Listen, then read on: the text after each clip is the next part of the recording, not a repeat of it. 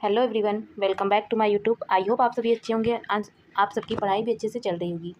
जैसा कि हम लोग perfection IAS by Dhananjay IAS का ऑरेंज बुक जो बीपीएससी प्रीलिम्स के लिए है, इसका हम लाइन टू लाइन अध्ययन कर रहे हैं। तो आइए, इस वीडियो में ये हमारा सेकेंड पार्ट है। इसके पहले मैंने एक पार्ट अपलोड कर दिया है, ये हमारा सेकेंड पार्ट है। अगर आप लोगों ने उसको नहीं देखा है तो ज़रूर देख लें। हम सबसे पहले फिजिक्स को कंप्लीट कर रहे हैं, इसमें हम लोग का सेकेंड पार्ट है। आइए शुरू करते हैं। इसमें चैप्टर है 7 चैप्टर। इसके पहले मैंने 6 चैप्टर उस बुक में करा दिए हैं। अगर आप लोग को आप लोगों को इस वीडियो के माध्यम से हेल्प मिल रही हो और लग रहा हो कि हाँ, मैं आप लोगों के लिए कुछ मेहनत कर रही हूँ, तो वीडियो को लाइक एंड चैनल को सब्सक्राइब जरूर करिएगा एंड अपने दोस्तों में भी शेयर जरूर करिएगा। देखिए, अध्याय है 7, ऊष्मा, तापमान और तापमिति। ऊष्मा, तापमान और तापमिति। ऊष्मा हस्तांतरण के माप। देखिए, ऊष्मा, तापमान और तापमिति। ऊष्मा हस्तांतरण तापमान के मापन और पदार्थों के तापीय व्यवहार को अवधारणाओं की व्याख्या करते हैं और पदार्थों में तापीय व्यवहार की अवधारणाओं को व्यक्त करते हैं। इसमें तापमान के पैमाने, थर्मामीटर और ऊष्मा हस्तांतरण के तरीके शामिल हैं। यह अध्याय इस बात की स्पष्ट समझ बनाता है कि ऊष्मा पदार्थ और रोजमर्रा की घटनाओं को कैसे प्रभावित करती है। देखिए, ऊष्मा बनाम तापमान। ऊष्मा बनाम तापमान। गतिज आणविक ऊष्मा आणविक गति की कुल ऊर्जा है, जबकि तापमान उन अणुओं की औसत गतिज ऊर्जा का माप है। फिर से देखते हैं। ऊष्मा आणविक गतिज ऊर्जा की कुल ऊर्जा है। ऊष्मा आणविक गति की कुल ऊर्जा है, जबकि तापमान उन अणुओं की औसत ऊर्जा का माप है। ऊष्मा क्यू है ऊर्जा का एक रूप। ऊष्मा क्या है? ऊर्जा का एक रूप जो तापमान प्रवणता के कारण प्रवाहित होता है। ऊष्मा का SI इकाई जूल है। व्यवहारिक इकाई कैलोरी है। 1 कैलोरी बराबर 4.184 जूल। नेक्स्ट है विशिष्ट ऊष्मा। 1 ग्राम पदार्थ का तापमान 1 डिग्री सेल्सियस बढ़ाने के लिए आवश्यक ऊष्मा की मात्रा। विशिष्ट ऊष्मा क्या है? 1 ग्राम पदार्थ का तापमान 1 डिग्री बढ़ाने के लिए आवश्यक ऊष्मा की मात्रा है।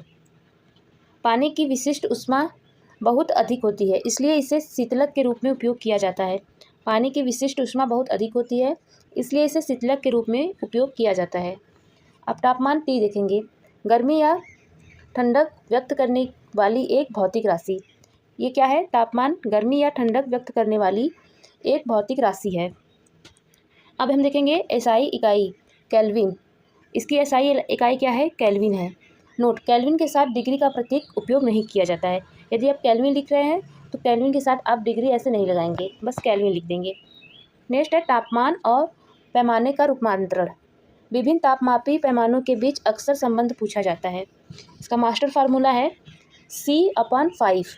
देखिए, विभिन्न जो तापमान के पैमाने हैं उनके बीच संबंध पूछा जाता है, तो इसको हम ऐसे करेंगे। C/5 बराबर F-32/9 K-373.15/5 बराबर R/4, जहाँ C सेल्सियस है और F Fahrenheit and K kelvin और R रीमर है।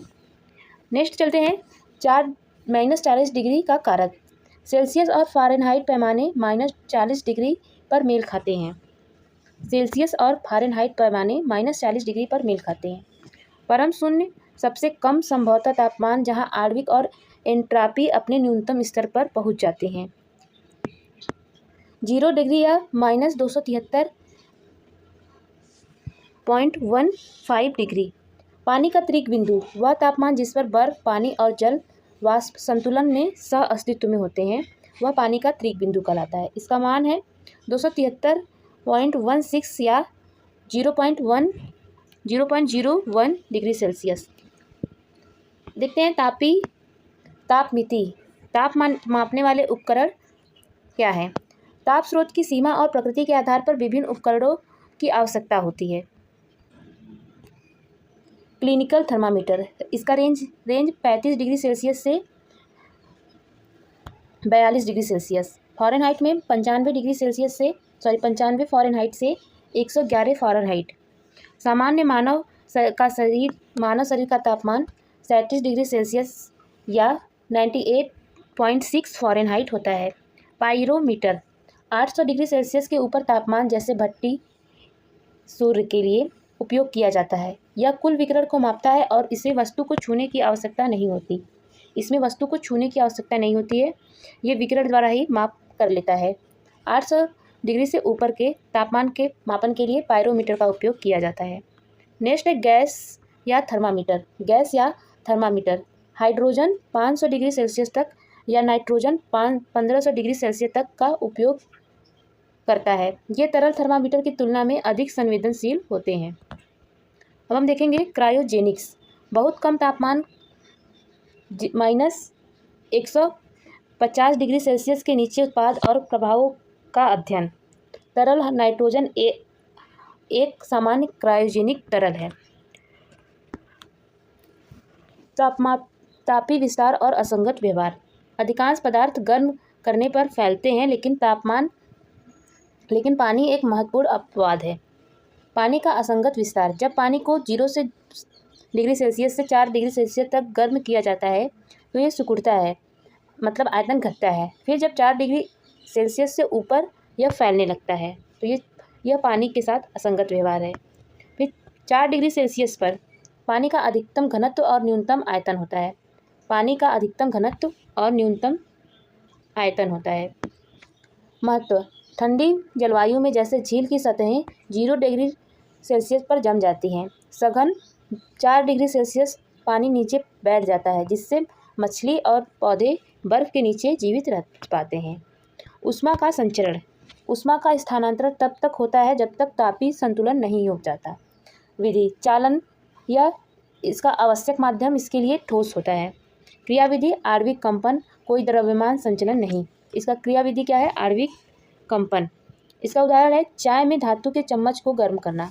चाय में धातु के चम्मच को गर्म करना। अब है संवहन। तरल पदार्थ गर्म कणों का, देखिए इसका आवश्यक माध्यम, संवहन के लिए आवश्यक माध्यम क्या है? तरल पदार्थ। इसमें क्रियाविधि क्या है? गर्म कणों का वास्तविक संचलन। इसका उदाहरण है गर्म पानी और पानी का गर्म होना। थर्ड है विकिरण। इसमें कोई भी माध्यम की आवश्यकता नहीं पड़ती। यह निर्वात में भी इसके लिए कार्य कर सकता है। निर्वात में भी इसका संचरण होता है। देखिए विद्युत चुंबकीय तरंगे। सूर्य से उष्मा, आग के पास उष्मा, सूर्य से उष्मा का आना और आग के पास उष्मा का होना, ये सारी विकिरण के उदाहरण हैं। न्यूटन का शीतलन का नियम। उष्मा की हानि की दर और परिवेश के बीच तापमान के अंतर समानुपाती होते हैं। न्यूटन का शीतलन का नियम। उष्मा की हानि की दर और परिवेश के बीच तापमान के अंतर समानुपाती होते हैं। इंपॉर्टेंट तथ्य देखेंगे। ओस बिंदु वह तापमान जिस पर हवा, जल, वाष्प से संतृप्त हो जाते हैं। ओस बिंदु क्या है? वह तापमान जिस पर हवा, जल, वाष्प से संतृप्त हो जाते हैं। सापेक्ष आर्द्रता हाइग्रोमीटर का उपयोग करके मापी जाती है। सफ़ेद कपड़े गर्मियों में पसंद किए जाते हैं क्योंकि वे गर्मी के अच्छे परावर्तक और खराब अवशोषक होते हैं। प्रेशर कुकर आंतरिक दबाव बढ़ाकर पानी के क्वथनांक को बढ़ाता है, जिससे खाना तेज़ी से पकता है। थर्मल फ्लास्क चालन, संवहन और विकिरण द्वारा ऊष्मा की हानि को कम करता है। थर्मल फ्लास्क क्या करता है? चालन, संवहन और विकिरण द्वारा ऊष्मा की हानि को कम करता है। अब हम देखेंगे सारांश इसका क्या है पूरे का। परम शून्य क्या है? परम शून्य सेल्सियस में -73.15 डिग्री सेल्सियस, फ़ारेनहाइट में -459.67 और केल्विन में यह 0 है। जमने का बिंदु पानी के 0 डिग्री सेल्सियस 32 फ़ारेनहाइट या 273.15 केल्विन। उबलने का बिंदु यह डिग्री सेल्सियस में 100 डिग्री सेल्सियस, फ़ारेनहाइट में 212 फ़ारेनहाइट और केल्विन में 373.15 केल्विन। अब हम देखेंगे सामान्य शरीर का तापमान। ये सामान्य शरीर का तापमान डिग्री सेल्सियस में 37 होता है, फ़ारेनहाइट में 98.6 होता है और केल्विन में यह 310 0.15 होता है। आगे देखेंगे हम दोस्तों,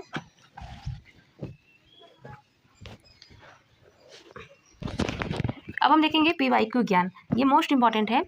PYQ में किस प्रकार क्वेश्चन पूछे जाते हैं और PYQ के लिए किससे यह कितना महत्वपूर्ण है, यह हम इसके माध्यम से जान सकते हैं यह टॉपिक कितना महत्वपूर्ण है।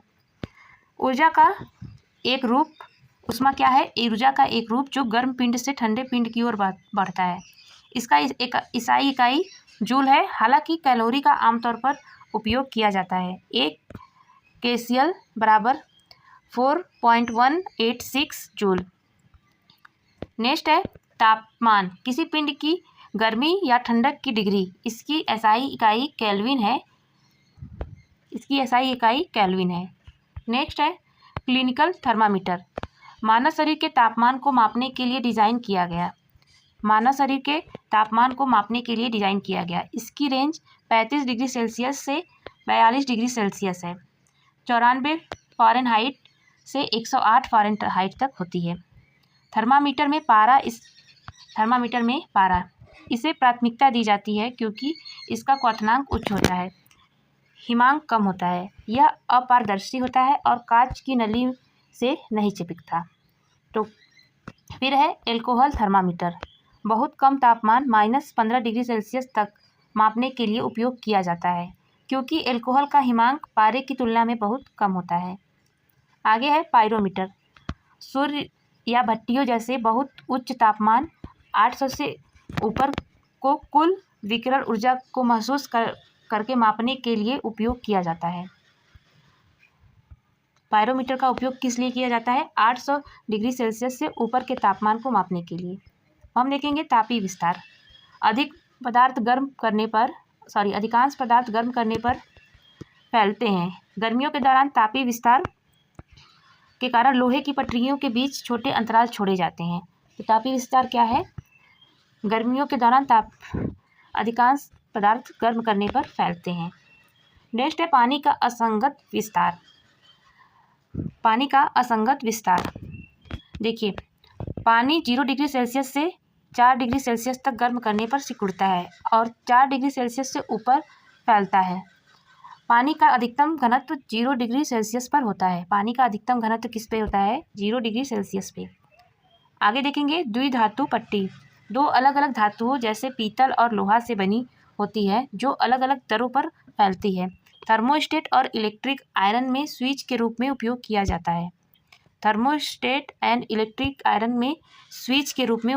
जाता है। मानक पैमाने का संयोग, सेल्सियस और फ़ारेनहाइट पैमाने -40 पर समान रीडिंग दिखाते हैं। सेल्सियस और फ़ारेन पैमाने किस पैमाने पर समान रीडिंग दिखाते हैं? तो ये -40 पर। आगे है मानव शरीर का तापमान। मानव शरीर का औसत सामान्य तापमान 37 डिग्री या 98.6 फ़ारेनहाइट होता है।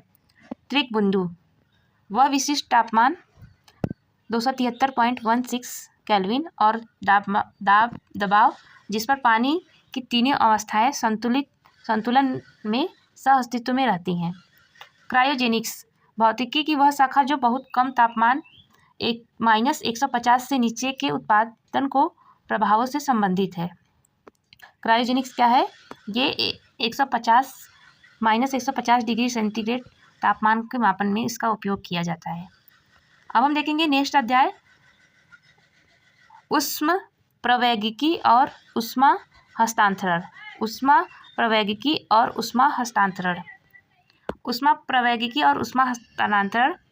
ऊर्जा रूपांतरण और ऊष्मा के प्रवाह को नियंत्रित करने वाले नियमों की पड़ताल करते हैं। यह आंतरिक ऊर्जा, एंट्रॉपी और ऊष्मा हस्तांतरण के तरीकों, चालन, संवहन और विकिरण जैसी अवधारणाओं को शामिल करता है। यह अध्याय ऊर्जा प्रणालियों और उनके वास्तविक जीवन के अनुप्रयोग की स्पष्ट समझ बनाती है। ऊष्मा प्रवैगिकी के 3 नियम। ये नियम ऊर्जा विनिमय के लिए एक गणितीय ढांचा प्रदान करते हैं और तापमान और एंट्रॉपी जैसी भौतिक मात्राओं को परिभाषित करते हैं। शून्यवान नियम, शून्यवां नियम, यदि निकाय ए और बी निकाय सी के साथ तापीय संतुलन में है तो ए और बी एक दूसरे के साथ भी तापीय संतुलन में होंगे। देखिए फिर से क्या है, शून्यवां नियम, यदि निकाय ए और निकाय बी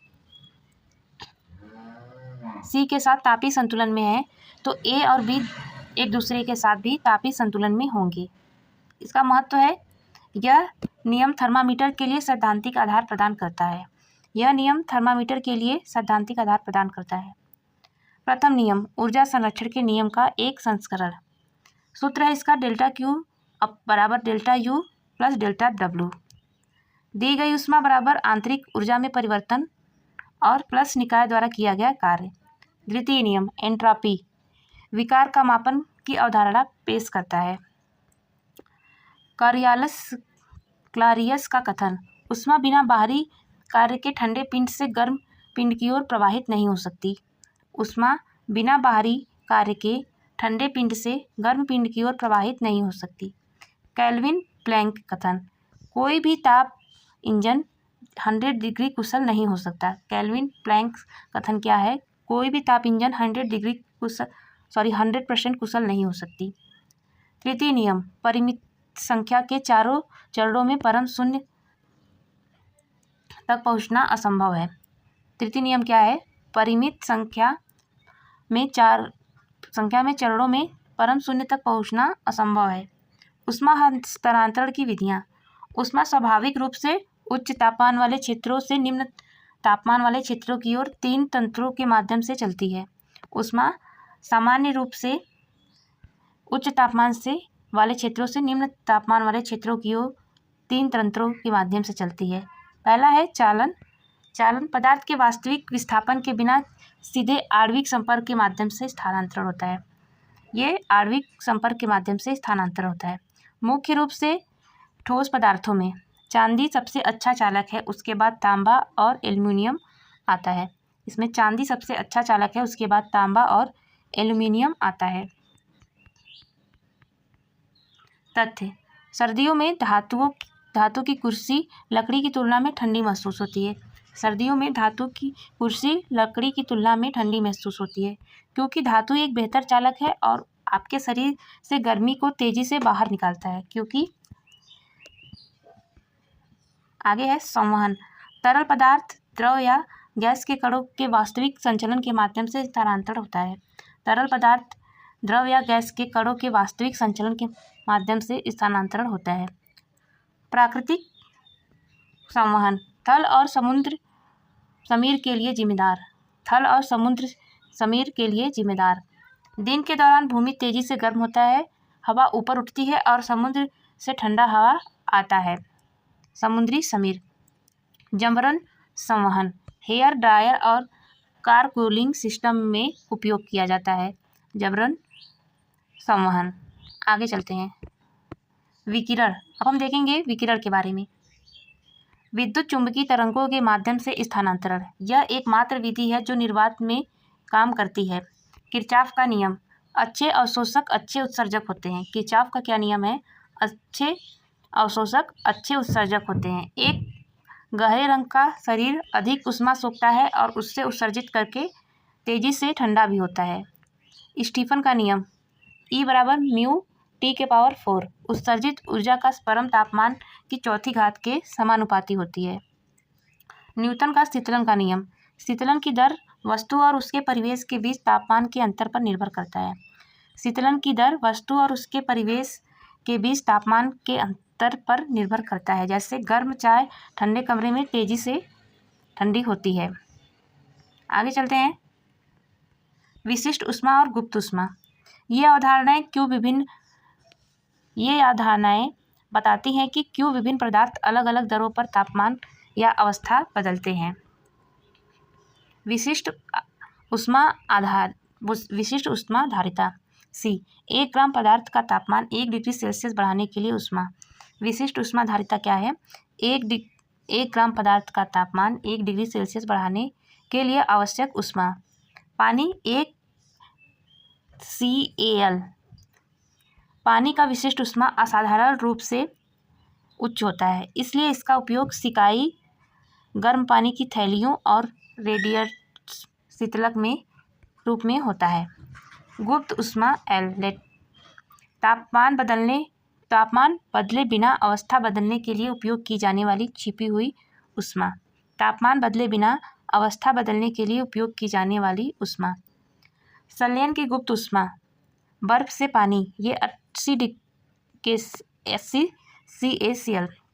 नेक्स्ट है वाष्पीकरण की गुप्त ऊष्मा, भाप से पानी से भाप बनना, ये 550 कैलोरी ग्राम। आगे है उच्च उपज तथ्य। भाप 100 डिग्री सेल्सियस पर उबलते पानी की तुलना में अधिक दर्दनाक जलन पैदा करते हैं, क्योंकि भाप में 540 KCal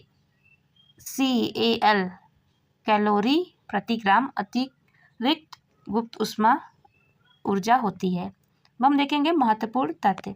बादल वाली रातें साफ रातों की तुलना में गर्म होती हैं, क्योंकि बादल एक कंबल की तरह कार्य करते हैं जो पृथ्वी से दीर्घ तरंग स्थलीय विकिरण को वापस परिवर्तित कर देते हैं। थर्मस फ्लास्क, उनके बीच निर्वात के साथ एक दोहरी दीवार वाले कांच के बर्तन का उपयोग करता है ताकि चालन और संवहन को रोका जा सके। चांदी की परत विकिरण द्वारा ऊष्मा की हानि को रोकता है। चांदी की परत विकिरण द्वारा ऊष्मा की हानि को रोकता है। पहाड़ों पर खाना पकाना अधिक समय लगता है, क्योंकि वायुमंडलीय दबाव के कारण पानी का क्वथनांक कम हो जाता है। पहाड़ों पर पानी का क्वथनांक कम हो जाता है। नेक्स्ट है लकड़ी के बुरादे में लिपटी बर्फ। बुरादा ऊष्मा का कुचालक है और इससे फंसी हुई हवा अवरोधक होती है, जो बर्फ को पिघलने से रोकती है। आगे चलते हैं।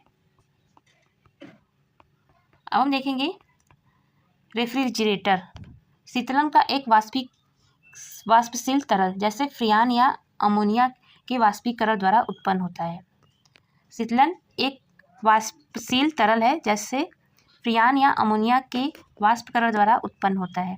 सारांश तालिका, त्वरित संदर्भ, एंट्रोपी यह प्रकृति प्रक्रिया में हमेशा बढ़ती है, द्वितीय नियम है। नेक्स्ट है समतापी प्रक्रिया, तापमान स्थिर रहता है। समतापी प्रक्रिया में तापमान स्थिर रहता है। रुद्धोष्म प्रक्रिया, परिवेश के साथ कोई ऊष्मा विनिमय नहीं। टायर का अचानक फटना। कृष्णिका आदर्श अवशोषक आदर्श विकिरण को परिभाषित करती है। ग्रीन हाउस प्रभाव, वायुमंडल तरंग और विकिरण को अनुमति देता है, लेकिन दीर्घ तरंग विकिरण को रोकता है। तापमान पैमाने, सेल्सियस, फ़ारेनहाइट और केल्विन के बीच संबंध। C/5 बराबर F-32/9 बराबर केल्विन -273/5। फिर से देखते हैं। देखिए सेल्सियस अपॉन 5 बराबर फ़ारेनहाइट -32/9 एंड फिर उसके बाद बराबर केल्विन -273.15/5 द्वारा दिया जाता है। -40 वह तापमान है जहाँ सेल्सियस और फ़ारेनहाइट पैमाने मिलते हैं। परम शून्य वह संभवतः तापमान जहाँ आणविक गति रुक जाती है, जिसे 0 K या -273.10 सेल्सियस के रूप में परिभाषित किया जाता है। 42 नेक्स्ट है पानी का त्रिक बिंदु, वह अनूठा तापमान और दबाव जिस पर पानी ठोस, तरल और गैस के रूप में संतुलन में रहता है। वह अनूठा तापमान और दबाव जिस पर पानी ठोस, तरल और गैस के रूप में संतुलन में रहता है। चालन, वास्तविक कण संचलन के बिना वास्तविक कंपन के माध्यम से ठोस पदार्थों में ऊष्मा का स्थानांतरण धातुएं उत्कृष्ट चालक हैं। संवहन, कणों के वास्तविक संचलन के माध्यम से तरल पदार्थों में ऊष्मा संचलन स्थल और समुद्री समीर के लिए जिम्मेदार है। विकिरण चुंबकीय तरंगों के माध्यम से ऊष्मा स्थानांतरण के लिए माध्यम की आवश्यकता नहीं होती और सौर पृथ्वी तक पहुंचती है। विशिष्ट ऊष्मा, एक यूनिट द्रव्यमान का तापमान 1 डिग्री सेल्सियस बढ़ाने के लिए आवश्यक ऊष्मा की मात्रा पानी की विशिष्ट ऊष्मा सबसे अधिक होती है, जो इसे एक आदर्श शीतलक बनाती है। गुप्त ऊष्मा, तापमान बदले बिना अवस्था परिवर्तन के दौरान अवशोषित या मुक्त ऊष्मा वाष्पीकरण की गुप्त ऊष्मा है। ऊष्मा के कारण उबलते पानी की तुलना में भाप अधिक गंभीर जलन पैदा करते हैं। ऊष्म प्रवैगिकी का शून्यवां नियम। यदि दो प्रणालियां तीसरी प्रणाली के साथ तापीय संतुलन में है तो वे एक दूसरे के साथ भी तापीय संतुलन में होगी। यह तापमान की अवधारणा को परिभाषित करता है। ऊष्म प्रवैगिकी का प्रथम नियम। ऊष्म प्रवैगिकी का प्रथम नियम ऊष्मा संचरण के नियम पर आधारित किसी प्रणाली को आपूर्ति की गई कुल ऊष्मा आंतरिक ऊर्जा में परिवर्तन प्लस किए गए कार्य के बराबर होती है। डेल्टा क्यू बराबर delta U plus delta W. ऊष्मा प्रवैगिकी का द्वितीय नियम बताता है कि ऊष्मा ठंडे पिंड से गर्म पिंड की ओर स्वतः प्रवाहित नहीं हो सकती। एंट्रॉपी की अवधारणा पेश करता है। न्यूटन का शीतलन का नियम। किसी पिंड की ऊष्मा हानि की दर पिंड और उसके परिवेश के बीच तापमान के अंतर के सीधे समानुपाती होती है। किरचॉफ का नियम। एक विशेष तरंगदैर्घ्य का अच्छा अवशोषक उसी तरंगदैर्घ्य का एक अच्छा उत्सर्जक भी है। एक कृष्णिका एक आदर्श अवशोषक और उत्सर्जक होता है। अब हम देखेंगे नेक्स्ट चैप्टर, तापीय विस्तार और गुप्त ऊष्मा। तापीय विस्तार और गुप्त ऊष्मा। तापीय विस्तार और गुप्त ऊष्मा बताते हैं कि तापमान के साथ पदार्थों के आकार में कैसे परिवर्तन होता है और अवस्था परिवर्तन के दौरान ऊष्मा कैसे अवशोषण या मुक्त होती है। इसमें पदार्थ तरल गैसों का विस्तार और संलयन तथा वाष्पीकरण की अवधारणाएं शामिल हैं। यह अध्याय रोजमर्रा की घटनाओं में ऊष्मा के प्रभावों को स्पष्ट बनाता है। तापीय विस्तार। तापीय विस्तार आणविक कंपन बढ़ने के कारण गर्म करने पर पदार्थ आमतौर पर फैलते हैं। ठोस पदार्थों के लिए यह 3 आयामों में होता है, रैखिक, क्षेत्रीय और आयतन। प्रमुख गणितीय अनुपात। एक सजातीय ठोस के गुणांकों का अनुपात अल्फा, बीटा और गामा बराबर 1 2 3। अल्फा 1, बीटा 2 और गामा 3 है। व्यवहारिक अनुप्रयोग। Railway track. चिलचिलाती गर्मी के दौरान सन किकिंग या झुकने को रोकने के लिए अंतराल आवश्यक है। फिर नेक्स्ट है पेंडुलम घड़ियाँ। ये घड़ियाँ गर्मियों में धीमी चलती हैं, लंबाई बढ़ती है इसलिए समय अवधि बढ़ती है और सर्दियों में तेज चलती हैं। द्विधातु पट्टियाँ। अलग अलग विस्तार गुणांक वाली 2 धातुएं जैसे पीतल और लोहे से अधिक फैलता है का उपयोग करते हैं। स्वचालित इस्त्री में सर्किट ब्रेकर के रूप में उपयोग किया जाता है। कांच के बर्तन। गर्म तरल डालने पर कांच के मोटे गिलास अक्सर टूट जाते हैं क्योंकि भीतरी दीवार बाहरी दीवार की तुलना में तेजी से फैलता है। खराब तापीय चालक। कांच एक खराब तापीय चालक है। पानी का असंगत विस्तार। जबकि अधिकांश तरल पदार्थ तापमान के साथ रैखिक रूप में फैलते हैं, पानी 0 से 4 डिग्री के बीच यू टर्न व्यवहार प्रदर्शित करता है। क्रियाविधि। 0 डिग्री सेल्सियस से गर्म करने पर पानी का आयतन 4 डिग्री सेल्सियस पर घटता है, सिकुड़ता है, फिर बढ़ता है। चरम बिंदु। 4 डिग्री सेल्सियस पर तापमान पानी अधिकतम घनत्व और न्यूनतम आयतन तक पहुँचता है। जलीय जीवन का अस्तित्व। उपशून्य जलवायु में झील की सतह बर्फ में जम जाती हैं, जो कम सघन होती हैं और एक अवरोधक के रूप में कार्य करती हैं, जबकि नीचे परत 4 डिग्री सेल्सियस पर तरल रहती है, जिससे जीवन सुरक्षित रहता है। आगे है गुप्त ऊष्मा। तिरछी छुपी हुई ऊर्जा। गुप्त ऊष्मा अवस्था परिवर्तन के दौरान आणविक बंधनों को तोड़ने के लिए उपयोग की जाने वाली ऊर्जा है, जिसका अर्थ है कि प्रक्रिया के दौरान तापमान स्थिर रहता है। संलयन की गुप्त ऊष्मा। ठोस को तरल में बदलने के लिए ऊर्जा। बर्फ के लिए 80 केल्विन डिग्री। बर्फ की गुप्त ऊष्मा। तरल को गैस में बदलने के लिए ऊर्जा। पानी के लिए 540 वैचारिक उच्च उपज तथ्य। भाप बनाम उबलता पानी। भाप बनाम उबलता पानी। 100 डिग्री सेल्सियस पर भाप 100 डिग्री सेल्सियस पानी की तुलना में अधिक गंभीर जलन पैदा करता है, क्योंकि इसके प्रति ग्राम अतिरिक्त 540 कैलोरी ऊर्जा होती है। क्योंकि इसमें प्रति ग्राम अतिरिक्त 540 कैलोरी ऊर्जा होती है। ओलावृष्टि के बाद की ठंडक। ओले पिघलने पर अधिक ठंड महसूस होती है, क्योंकि पिघलने की प्रक्रिया आपस में हवा से गर्मी सोख लेते हैं। मिट्टी के बर्तनों घड़ा में शीतलन। वाष्पीकरण के कारण पानी ठंडा रहता है। छिद्रों से निकलने वाला पानी अणु शेष पानी के आवश्यक गुप्त ऊष्मा सोख लेता है, जिससे वह ठंडा हो जाता है। महत्वपूर्ण तथ्य। पानी का अधिकतम घनत्व अक्सर पूछा जाता है, तो यह 4 डिग्री सेल्सियस। पानी का अधिकतम घनत्व किस पे होता है? तो यह 4 डिग्री सेल्सियस पर होता है। संक्रमण ऊर्जा। भाप की गुप्त ऊष्मा का मान 540 कैलोरी प्रति ग्राम होता है। पुल। लोहे के पुल का एक सिरा अक्सर संरचनात्मक क्षति के बिना विस्तार संकुचन की अनुमति देने के लिए रोलर्स पर रखा जाता है। Autoclave pressure cooker. पानी के क्वथनांक को बढ़ाने के लिए दबाव बढ़ाकर काम करता है, जिससे यह तेजी से खाना पकाने नसबंदी के लिए अधिक तापमान ऊर्जा धारण कर पाता है।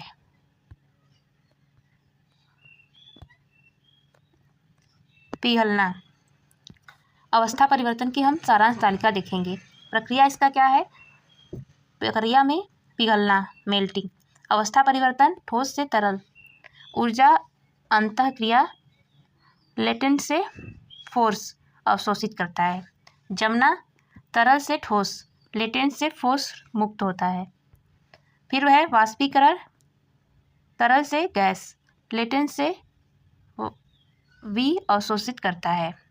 सघन, गैस से तरल, लेटेंट से वी मुक्त करता है। ऊर्ध्वपातन, ठोस से गैस, ऊर्जा अवशोषण करता है, जैसे कपूर, आयोडीन। निक्षेपण, गैस से ठोस, ऊर्जा मुक्त करता है। अब हम देखेंगे PYQ ज्ञान को।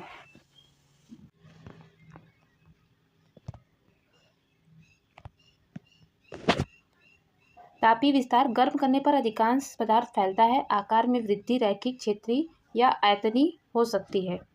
विस्तार गुणांक। विभिन्न सामग्रियां अलग अलग दरों पर फैलती हैं। स्टील का रैखिक विस्तार गुणांक पीतल से कम होता है। यह सिद्धांत थर्मोस्टेट के लिए द्विधातु पट्टियों में उपयोग किया जाता है। रेलवे पट्टियों में अंतराल। तेज गर्मियों के दौरान पट्टियां विस्तार की अनुमति देने के लिए लगातार पट्टियों के बीच छोटे अंतराल छोड़े जाते हैं, जिससे पट्टियों को मुड़ने से रोका जा सके। पानी का असंगत विस्तार। अन्य तरल पदार्थों के विपरीत पानी को 0 डिग्री से 4 डिग्री तक गर्म करने पर सिकुड़ता है और 4 डिग्री सेल्सियस पर अपने अधिकतम घनत्व तक पहुंचता है। आगे चलते हैं। जलीय जीवन का अस्तित्व। असंगत विस्तारण के कारण झीलों की ऊपरी परत जम जाती है, जबकि निचली परत 4 डिग्री सेल्सियस पर तरल रहती है, जिससे मछलियां सर्दियों में जीवित रह पाती हैं। गुप्त ऊष्मा। तापमान में बिना किसी परिवर्तन के अवस्था परिवर्तन, जैसे ठोस से तरल के दौरान अवशोषित या मुक्त होने वाली छिपी हुई ऊष्मा है। संलयन की गुप्त ऊष्मा। किसी ठोस को उसके गलनांक पर तरल में बदलने के लिए आवश्यक ऊष्मा है। बर्फ के लिए यह 80 कैलोरी प्रति ग्राम है। वाष्पीकरण की गुप्त ऊष्मा। किसी तरल को उसके क्वथनांक पर गैस में बदलने के लिए आवश्यक ऊष्मा। पानी के लिए यह 540 कैलोरी प्रति ग्राम है। भाप से जलन। 100 डिग्री सेल्सियस पर भाप उसी तापमान पर उबलते हुए पानी की तुलना में अधिक गंभीर जलन पैदा करती है, क्योंकि इसमें वाष्पीकरण की अतिरिक्त गुप्त ऊष्मा होती है। वाष्पीकरण द्वारा शीतलन। वाष्पीकरण एक सतह की घटना है जो शीतलन का कारण बनती है, क्योंकि तरल आपस में गुप्त ऊष्मा को अवशोषित करता है। इसका उपयोग मिट्टी के बर्तनों और डेजर्ट कूलर में किया जाता है। ऊर्ध्वपातन। वह प्रक्रिया जहाँ एक ठोस तरल अवस्था से गुजरे बिना सीधे गैस में परिवर्तित हो जाता है, जैसे कपूर, नेपथलीन, ड्राई आइस। पूर्ण हिमालयन दबाव में पिघलने और दबाव हटाने पर फिर से जमने की घटना। यह बताता है कि दबाए जाने पर बर्फ के टुकड़े आपस में क्यों चिपक जाते हैं। अब हम देखेंगे अध्याय 10 तरंग गति, यांत्रिक और विद्युत चुंबकीय।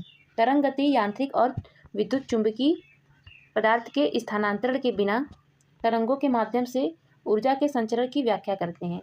इसमें तरंगों के प्रकार, उनके गुण और उनके यांत्रिक तथा विद्युत चुंबकीय तरंगों के बीच अंतर शामिल है। यह अध्याय ध्वनि, प्रकाश और विकिरण जैसी घटनाओं को स्पष्ट समझ बनाता है। तरंगों का वर्गीकरण। तरंगों के माध्यम पर उनकी निर्भरता और कण कंपन के अभिविन्यास को आधार पर वर्गीकृत किया जाता है। तरंगों को माध्यम पर उनकी निर्भरता और कण के कंपन के अभिविन्यास के आधार पर वर्गीकृत किया जाता है। यांत्रिक तरंगे। इन तरंगों को ऊर्जा स्थानांतरित करने के लिए भौतिक माध्यम, ठोस, तरल या गैस की आवश्यकता होती है। अनुदैर्ध्य तरंगे, लॉन्गिट्यूडिनल वेव्स। कण कंपन तरंग प्रसार के समानांतर होता है। कण कंपन तरंग प्रसार के समानांतर होता है। घटक संपीड़न उच्च घनत्व और विरलन कम घनत्व। तथ्य ध्वनि सबसे आम तरंगदैर्ध्य तरंग है। अनुप्रस्थ तरंगे। कण कंपन तरंग प्रसार के लंबवत होता है। घटक श्रृंग अधिकतम ऊपर की ओर विस्थापन और गर्त अधिकतम नीचे की ओर। नेक्स्ट है केवल ठोस पदार्थों और तरल पदार्थों सतह पर फैल सकता है, गैसों के माध्यम में नहीं। अनुप्रस्थ तरंगे फिर से देखते हैं। कण कंपन तरंग प्रसार के लंबवत होता है। कण कंपन तरंग प्रसार के लंबवत होता है। घटक श्रृंग अधिकतम ऊपर की ओर विस्थापन और गर्त अधिकतम नीचे की ओर। देखिए इसमें ऐसे संचरण होता है। केवल ठोस पदार्थों और तरल पदार्थों तक ये फैल सकती है, गैसों के माध्यम से नहीं। आगे चलते हैं। विद्युत चुंबकीय तरंगे EM। गैर यांत्रिक तरंगे जो निर्वात में प्रकाश की गति 3×10⁸ मीटर सेकेंड की यात्रा करती हैं। आगे देखते हैं। प्रकृति पूरी तरह से अनुप्रस्थ। इसमें एक दूसरे के लंबवत दोलन करने वाली विद्युत और चुंबकीय क्षेत्र होते हैं। इसकी खोज जेम्स क्लर्क मैक्सवेल ने उनकी भविष्यवाणी की थी। हेनरी हर्ट्ज ने उन्हें सिद्ध किया था। आगे है विद्युत चुंबकीय स्पेक्ट्रम का आरेख, दृश्य स्पेक्ट्रम और प्रकाश के साथ। देखिए गामा किरण इसके खोजकर्ता पाल विलार्ड है। उच्चतम आवृत्ति सबसे छोटी तरंग दैर्ध्य कैंसर थेरेपी में उपयोग किया जाता है। एक्सरे WC रांगटन उच्च भेदन शक्ति, CT स्कैन और सुरक्षा जांच में उपयोग किया जाता है। UV किरणें ये जे रिटर ओजोन परत द्वारा अवशोषित जल शोधक में बैक्टीरियों को मारने के लिए उपयोग किया जाता है। दृश्य प्रकाश आइजैक न्यूटन रेंज 3900 एंगस्ट्रॉम से 7800 एंगस्ट्रॉम। बैगनी से लाल। अनवरत W हर्शल इन्हें तापी तरंगे भी कहते हैं। टीवी रिमोट और कोहरे की फोटोग्राफी में उपयोग किया जाता है। सूक्ष्म तरंगे हर्ट्ज बोस रडार और उपग्रह संचार में उपयोग किया जाता है। रेडियो तरंगे G मार्कोनी सबसे कम आवृत्ति सबसे कम तरंग दैर्ध्य आयन मंडल द्वारा परिवर्तित। संबंध मार्गदर्शिका ऊर्जा समानुपाते आवृत्ति, ऊर्जा समानुपाते आवृत्ति, आवृत्ति समानुपाते 1/, तरंग दैर्ध्य।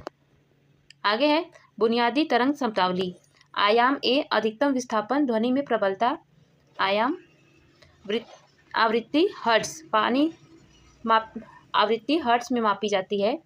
ध्वनि की त्वरित तारत्व को निर्धारित करती है। ध्वनि के तारत्व को निर्धारित करती है।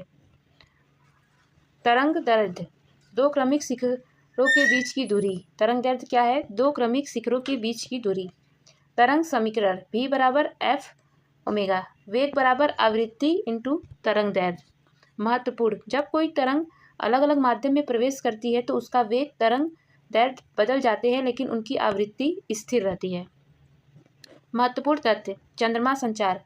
चंद्रमा पर अंतरिक्ष यात्री एक दूसरे को सीधे नहीं सुन सकते, क्योंकि ध्वनि एक तरंग यांत्रिक तरंग है और इसके लिए माध्यम की आवश्यकता होती है, जिसका चंद्रमा पर अभाव है। टीवी रिमोट अनवरक्त तरंगों का उपयोग करके संचालित होती है। नाइट विजन अनवरक्त सेंसर गर्मी के संकेतों का पता लगाते हैं। मोबाइल फ़ोन सिग्नल ट्रांसमिशन के लिए मुख्य रूप से माइक्रोवेव का उपयोग करते हैं। कैथोड किरणें ये ईएम तरंगे नहीं हैं, ये इलेक्ट्रॉनों की धाराएं हैं। ओजोन सुरक्षा, समताप मंडल में हमें विशेष रूप से अल्ट्रावायलेट बी किरणें से बचाता है। ओजोन सुरक्षा। अब हम देखेंगे सारांश तालिका। प्रकार, त्वरित तुलना। देखिए, ध्वनि तरंगे और प्रकाश तरंगों की हम तुलना करेंगे।